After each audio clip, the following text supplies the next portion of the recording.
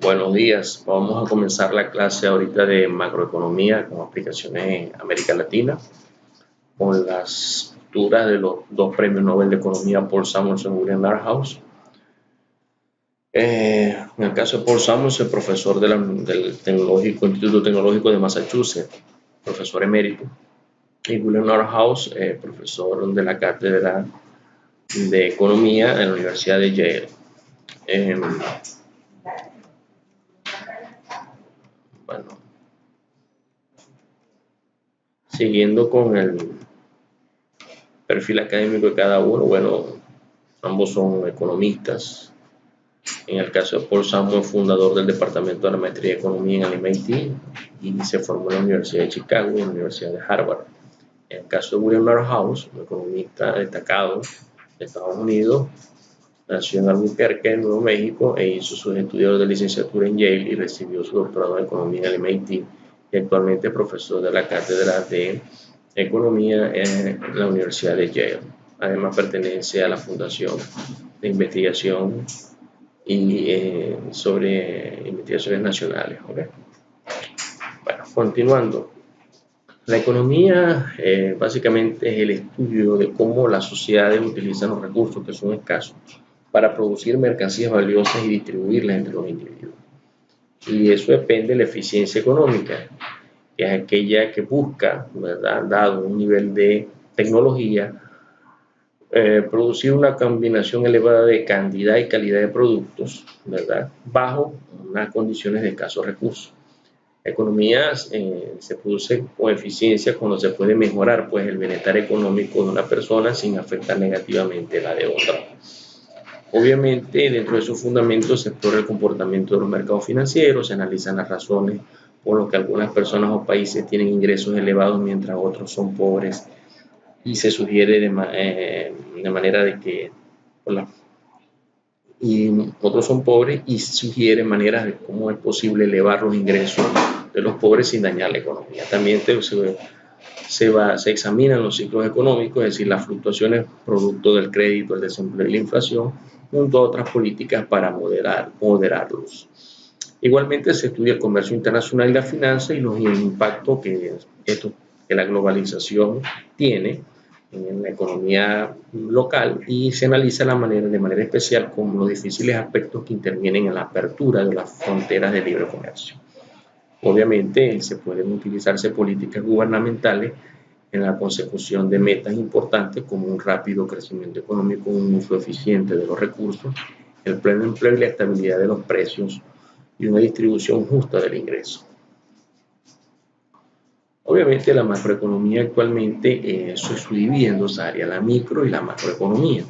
La microeconomía está orientada más hacia la economía de las empresas, y la macroeconomía está orientada más hacia los aspectos macroeconómicos, a los indicadores macro o a los agregados de todos los indicadores económicos que forman parte de una economía.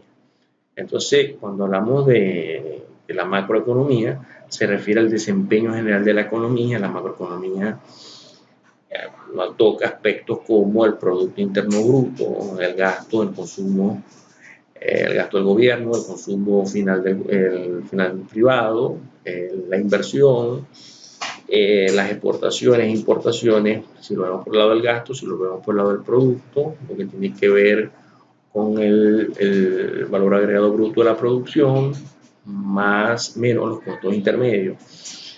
Y si lo utilizamos por el lado del ingreso, bueno, entonces lo vemos a través de la remuneración de los factores, la remuneración del factor trabajo, la remuneración del factor capital.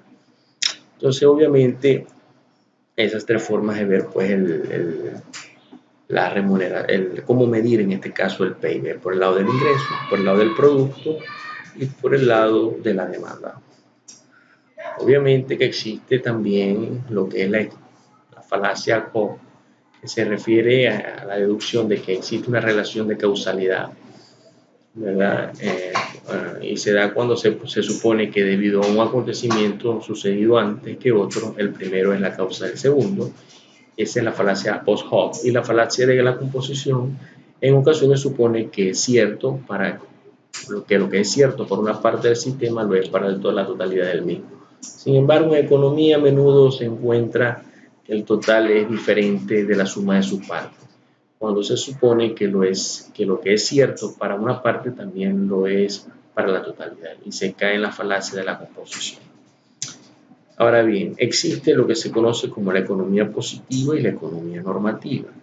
La economía positiva se refiere a cuestiones tales como porque los médicos ganan más que los conserjes, el Tratado de Libre Comercio de América del Norte, o TECLAM, o TELECAM, el aumento o reducción de los salarios, mientras que la economía normativa comprende los proyectos éticos y las normas de justicia, y debe elevarse el desempleo para asegurar que la inflación de los precios no se dé con demasiada rapidez. Una interrogante. Entonces, básicamente, cuando hablamos de economía positiva y economía normativa, la economía positiva hace frente a la economía normativa al considerar los cuestionamientos económicos. Deben distinguirse los cuestionamientos de hecho de los de la justicia. La economía positiva describe los hechos de una economía, mientras que la economía normativa se refiere a los juicios de valor. Entonces, cuando hablamos de la economía, de los tipos de economía, tenemos lo que son la economía de mercado y la economía autoritaria. La economía de mercado es aquella donde los individuos y empresas privadas toman las decisiones más importantes acerca de la producción y el consumo, y un sistema de precios de mercado, de pérdidas y ganancias, de incentivos y recompensas, determina el qué, el cómo y el para quién.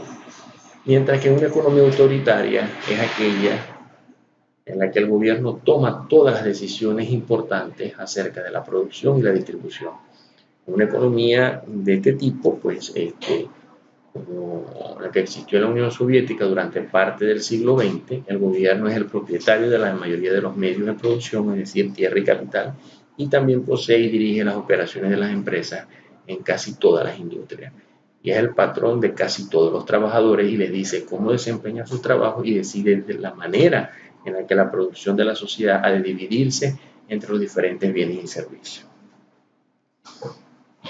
Entonces, cuando hablamos de una sociedad contemporánea, encaja perfectamente en estas categorías extremas, son todas aquellas economías mixtas como elementos de las economías de mercado y las economías autoritarias. La vida económica se organiza a través de la autoridad jerárquica o de mercado, voluntarios especializados, mientras que toda economía tiene una cantidad limitada de recursos, de mano de obra, conocimientos técnicos, fábricas, herramientas, tierra, energía. Cuando decide qué va a producir y cómo debe producirlo, decide en realidad cómo va a asignar los recursos entre los miles de posibles mercancías y servicios diferentes. Entonces, cuando hablamos de insumos y productos, los insumos son las mercancías o servicios que se utilizan para producir bienes y servicios. En una economía se utiliza la tecnología existente para combinar precisamente estos insumos y obtener productos. Los productos son distintos bienes o servicios resultantes del proceso de producción que o bien se consumen o bien se emplean para una producción posterior, que son conocidos como bienes de consumo intermedio.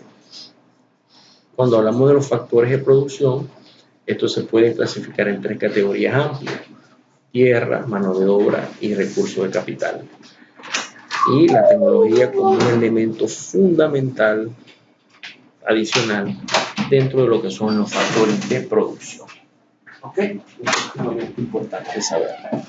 Ahora bien, cuando hablamos de las fronteras posibles de producción, estamos hablando de nuestras cantidades máximas de producción que se pueden obtener en una economía dado unos conocimientos tecnológicos y las cantidades de insumos disponibles.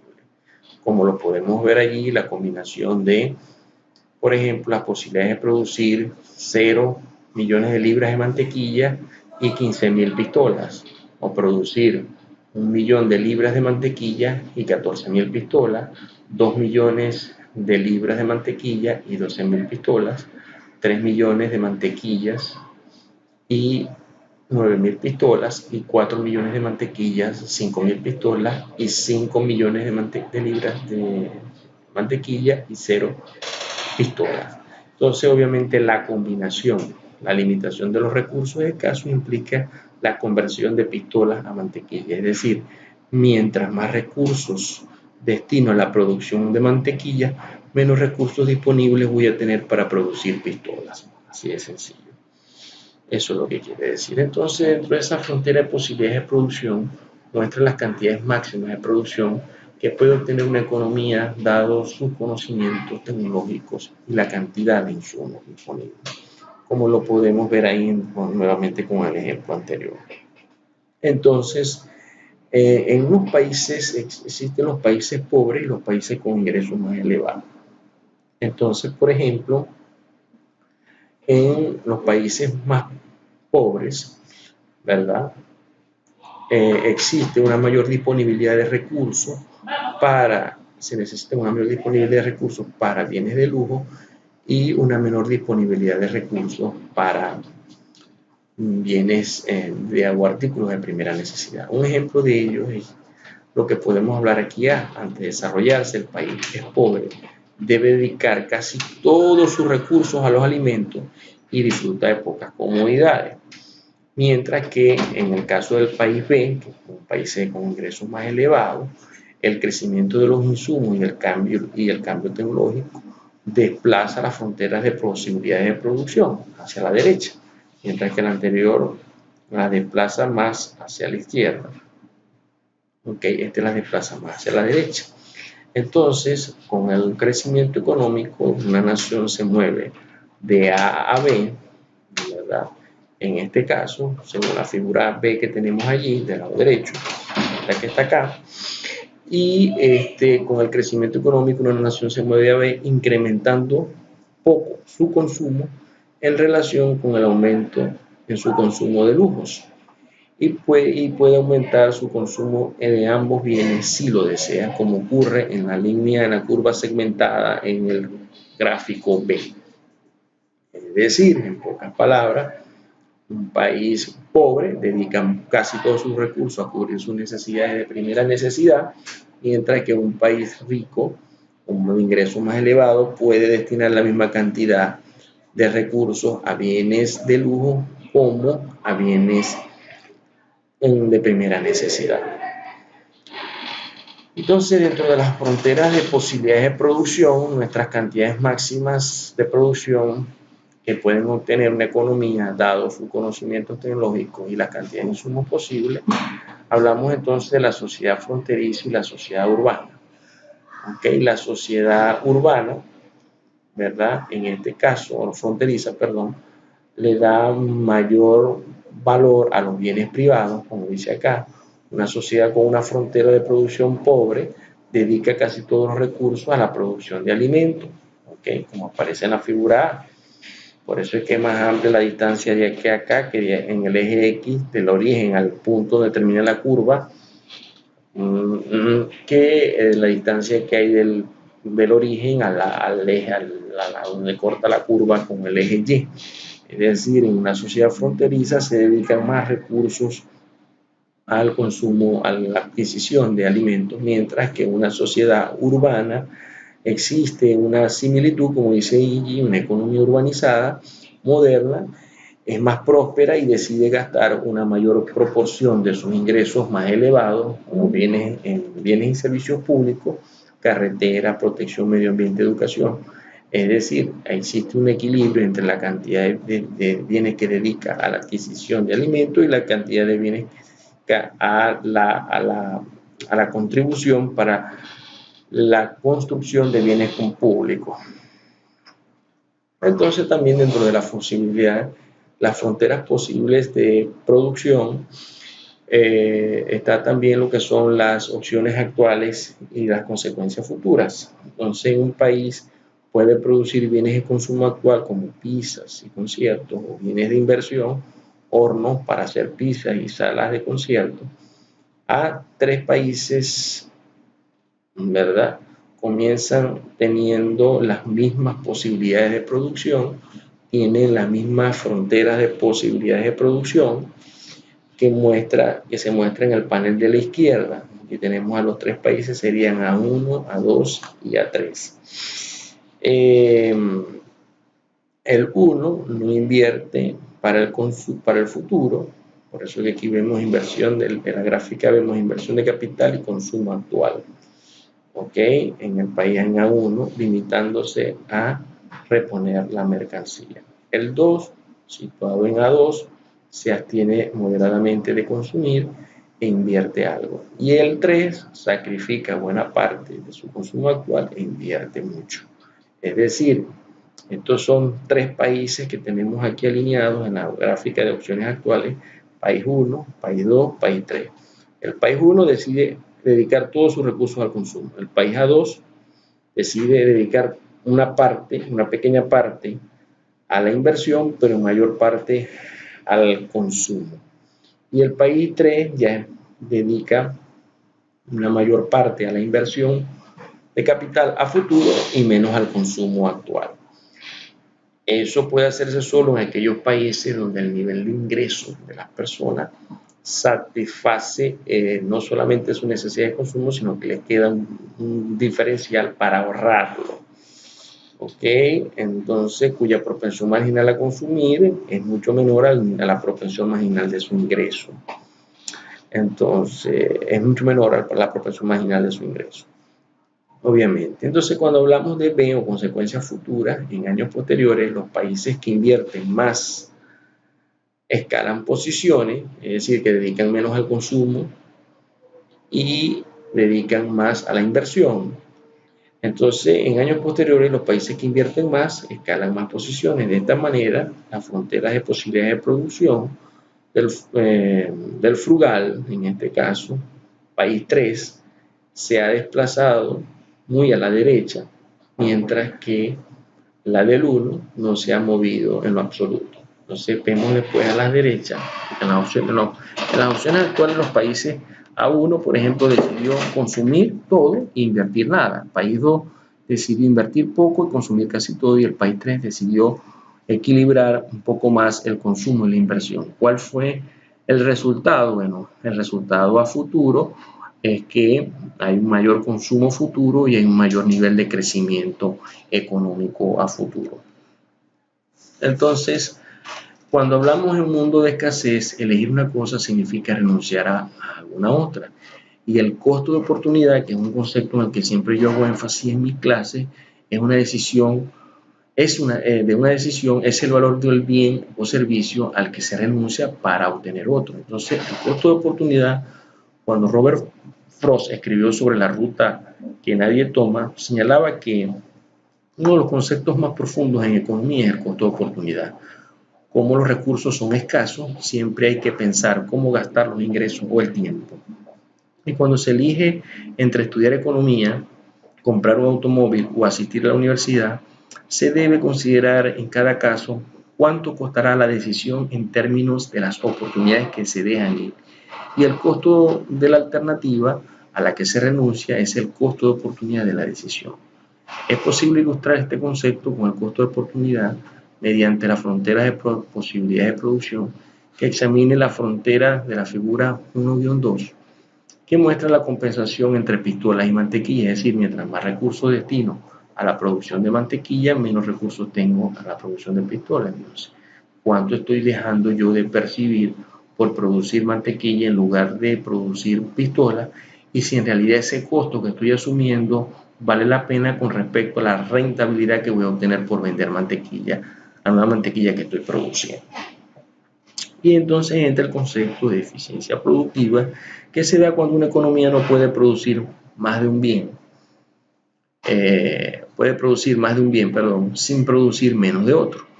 Entonces era lo que hacemos referencia anteriormente a la mantequilla y a la pistola. En una economía, mientras más recursos destina a la producción de mantequilla, menos recursos tiene a la producción de pistolas. Entonces dentro de eso entra la eficiencia productiva, y de allí es lo fundamental del mercado. En un mercado, cuando unos bienes suben de precio, quiere decir que hay un problema de oferta.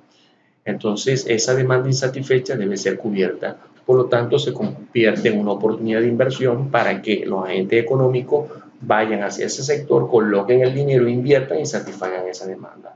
Cuando esa demanda esté completamente satisfecha y se dé un excedente, más bien un excedente de producción o de oferta de esos bienes que una vez satisfacieron ese mercado, automáticamente los bienes van bajando de precio, mientras que otros sectores de los cuales se le desplazó esa inversión previamente, están con unos precios altos, subieron sus precios. Entonces estos agentes ya ven que este mercado no es tan rentable como este nuevo mercado donde hay elevados precios. De allí que sea importante el sistema de precios como un elemento fundamental e indicador para las decisiones de inversión y para la asignación de los factores de producción, cosa que es fundamental y que no se puede planificar por los problemas de asimetría de información clásicos de todas las economías. Eso es todo. Muchas gracias.